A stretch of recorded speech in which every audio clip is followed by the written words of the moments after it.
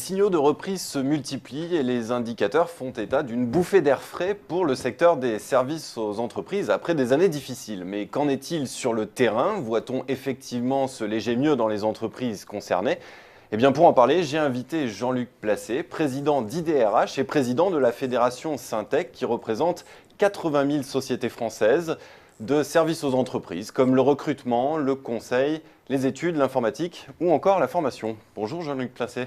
Bonjour. Alors, pour entrer dans le vif du sujet, je vous propose de regarder ces quelques chiffres de l'INSEE concernant les prestations intellectuelles pour l'année 2013. Plus 0,8% dans les activités juridiques et comptables, plus 1,8% dans l'informatique, plus 8,7% dans l'intérim. On voit donc que plusieurs secteurs sont concernés par ce rebond. Est-ce que vous partagez cet optimisme que l'on voit dans les chiffres qui nous permettent d'être optimistes? Pas tout à fait. Pas tout à fait. Alors pourquoi? Non, la fédération Syntec, vous dites effectivement 80 000 entreprises. N'oubliez pas que c'est 4-5 métiers, le numérique, l'ingénierie, le conseil, la formation professionnelle et les salons, foires et salons. Bon, 80 000 entreprises, certaines très très grosses, certaines toutes petites, 910 000 salariés. Tout le monde n'est pas logé exactement à la même enseigne. Alors, il est exact que c'est tout de même la 3e ou la 4e année depuis 2007 de crise, mais vécue d'une manière très différente. Ça, c'est vrai, la première chose à avoir en tête, c'est ça. Les chiffres que vous me donnez, alors l'intérim ne fait pas partie de ma chapelle, c'est mes amis du Prisme. Alors, plus 8%, si c'est plus 8% après les moins 22 de l'année dernière, bon, vous me direz, il vaut mieux remonter que continuer de descendre, mais enfin, ça fait tout de même, si je calcule bien, moins 14 par rapport à l'année de base. Donc incontestablement, je dirais qu'il y a une situation qui a été extrêmement difficile au premier trimestre, qui s'est un peu améliorée au deuxième trimestre, surtout l'été, et là la situation est un petit peu incertaine. Oui. Pour prendre un autre indicateur, celui du climat des affaires, on voit que le redressement semble se confirmer après 2 ans et demi de chute. Il reste en dessous de sa moyenne à long terme, certes, mais ce n'est pas quelque chose que vous sentez dans les entreprises de la Fédération Syntec? Absolument pas. Absolument pas.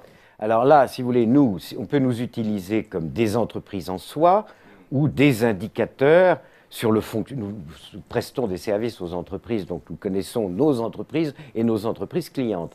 Alors de dire qu'il y a une formidable embellie de l'état d'esprit ou des affaires, etc., me semble être extrêmement optimiste. Moi, tel que je ressens les choses, je dirais qu'il y a eu une situation un tout petit peu plus favorable, un tout petit peu moins stressée pendant 3 mois d'été. La rentrée a été moins bonne que ce que le début du mois de septembre pouvait laisser présager. Les choses sont très fugaces. Vous parliez d'une grande variété des situations en fonction des métiers. Quels sont les secteurs ou les types d'entreprises qui s'en sortent le mieux? Alors, il y a des métiers, si vous voulez, globalement, pour ces 4 ou ces 5 métiers, grosso modo, c'est un peu pareil. C'est-à-dire, il y a un élément pour ces entreprises qui est favorable, s'ils ont des activités ou une implantation à l'international. Ça, c'est majeur. Une entreprise dans nos secteurs qui fait 100% de son chiffre d'affaires en France se portera beaucoup plus mal qu'une entreprise de taille peut-être plus importante, mais qui a des implantations en Europe ou des implantations dans le monde entier. C'est même pas l'effet taille, de dire les gros se portent bien, les moyens se portent moyennement et les petits se portent mal. C'est pas vrai. Vous avez des gros qui se portent très bien, d'autres moins bien, des moyens très bien, d'autres moins bien, des petits très bien, d'autres moins bien. Ça dépend de leur implantation à l'étranger. Et ça dépend incontestablement de 2 choses, je dirais 2 choses. Mais la première, c'est leur implantation à l'international, le fait qu'ils peuvent compenser une relative atonie de l'activité en France par des développements, notamment en Asie ou notamment en Afrique. En Europe aussi? En Europe aussi, c'est moins net, mais il y a une activité effectivement en Allemagne, il y a une activité en Angleterre dans nos métiers qui est importante. Alors on a eu 5 ans de crise. Quel bilan peut-on faire après ces 5 ans de crise pour le secteur des services aux entreprises? Un des enseignements, c'est que les marges ont été compressées pendant ces 5 ans. Le marché s'est durci, c'est quelque chose que vous constatez? Ah oui, je crois que bon, les points positifs d'une crise, c'est comme ça, la bonne formule où on se brise, où on se bronze, hein. Donc bon, la bonne chose pour les survivants, c'est qu'incontestablement, l'ensemble de nos métiers, l'ensemble de nos entreprises ont fait un peu le ménage sur les frais généraux, sur l'organisation du travail, sur la répartition des rôles. Il y a eu un très grand ménage fait depuis 2007. Donc les gens gèrent mieux leur charge et gèrent mieux leur organisation interne. Ça, c'est très bien. Maintenant, qu'est-ce qui se passe? Le marché est concurrentiel, beaucoup plus concurrentiel. Les clients sont beaucoup plus exigeants, c'est-à-dire on a vu depuis 5 ans des directions des achats se déployer, etc. Ils sont un peu trop, à mon avis, obsédés Par le prix bas? par le prix bas plutôt que par le coût-qualité. Je ne sais pas si bon, il y a encore des progrès à faire. Moi, je suis très partisan d'avoir de bonnes relations avec les directions des achats pour qu'ils nous connaissent mieux. Ils ne nous connaissent pas si bien que ça. Il y a eu des progrès en 5 ans, mais encore beaucoup de progrès à faire. Donc il est exact que les marges des entreprises, globalement, sont plutôt moins bonnes qu'il y a 5 ans. Ce n'est pas l'effondrement. Encore une fois, il y a 5 ans, je crois que j'ai les chiffres, nous étions à peu près 850 000 salariés. Nous sommes montés en 2011-2012 jusqu'à 1 million de salariés. Nous sommes redescendus à 930 000 salariés. Alors chez nous, c'est très fluctuant parce qu'il y a un turnover dans nos entreprises qui est traditionnel, qui est culturel dans nos métiers. Nous sommes de loin les premiers recruteurs des grandes écoles et sûrement l'un des premiers recruteurs des universités. Mais si vous voulez, incontestablement, les marges se restreignent, les marges se réduisent.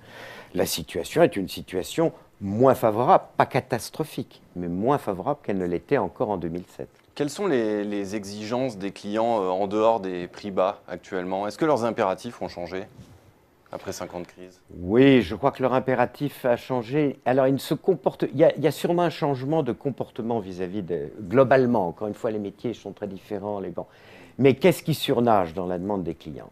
Donc, premièrement, ils ne veulent plus de clés en main.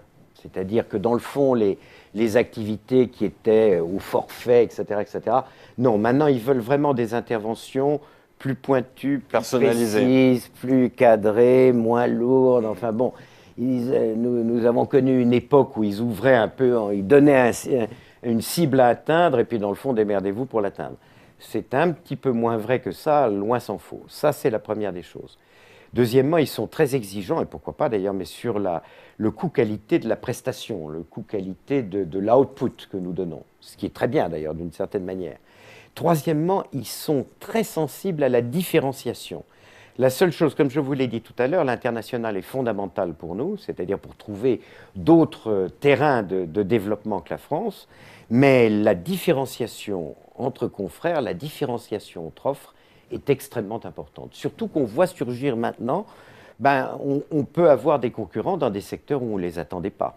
Des réseaux numériques peuvent maintenant prester au moins sur le plan numérique des produits que nous faisons d'une manière plus tangible. Alors justement, vous parlez de numérique. Est-ce que le numérique a changé fondamentalement les métiers dans les services aux entreprises? On imagine que oui. Et est-ce que les entreprises ont été prêtes à ce changement? Oh, je crois qu'elles le veulent, ce changement, tout le monde le veut. Enfin, ce que le numérique peut offrir aux entreprises. Le numérique, c'est un exemple extraordinaire de M. McLuhan, c'est-à-dire c'est the medium et the message. C'est-à-dire le fait d'avoir un support numérique va permettre de mobiliser des informations qui n'auraient pas été mobilisables autrement. Pour préparer une stratégie, pour mettre en place des systèmes de gestion, pour décliner une politique de ressources humaines, pour mettre en place des formations dans beaucoup de domaines, bon, le numérique offre des opportunités, des possibilités, le regroupement. Moi, je vois dans ma jeunesse, quand je recherchais pour un client des informations, j'y passais un certain temps, entre fouiller une bibliothèque et appuyer sur un bouton pour trouver l'information. Bon, le gain de productivité est énorme, mais ça impose de notre part de ne plus travailler comme on travaillait autrefois, un patron de projet, 2 sous-patrons et une dizaine de petits jeunes. C'est plus tout à fait comme ça que ça se passe, c'est la mobilisation de l'information et de l'intelligence. Ça nous force à être moins pyramidal et moins hiérarchique qu'on ne l'était autrefois, ce qui n'est pas plus mal. Voilà, c'est donc un changement. Quels sont les autres relais de croissance pour les services aux entreprises dans les prochaines années ? Je crois que le premier relais de croissance, si vous voulez, on dit toujours que les consultants, là je parle d'une partie de mes activités, mais celle d'où je viens, donc j'en parle plus volontiers, mais on dit toujours que les consultants vont bien quand leurs clients vont bien et quand leurs clients vont mal. C'est faux, ça c'était autrefois.